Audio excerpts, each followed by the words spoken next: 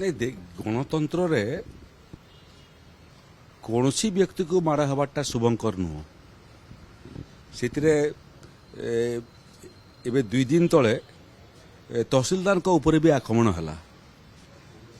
गतकाली जड़े विधायक आक्रमण है तेणु एभलिया घटना आदौ समाज पई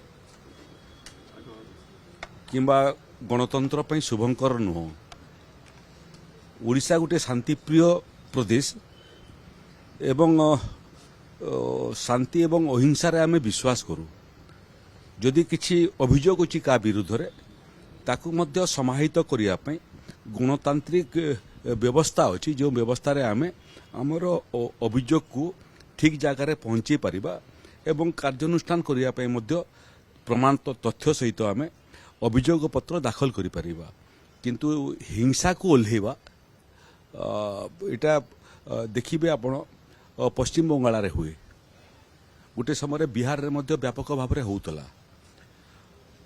ओडिशा किंतु भारतवर्षर सबुठारु शांतिप्रिय प्रदेश जोंठिरे हिंसार स्थान नहीं तो ये क्रम रे मते लागुची जे एभली घटना को रोकिवा पई सामग्रिक भाव में समाज प्रयास करिवा कथा एवं गणमाध्यम मध्य बहुत गुटे बड़ भूमिका रही जे एभलिया नकारात्मक काम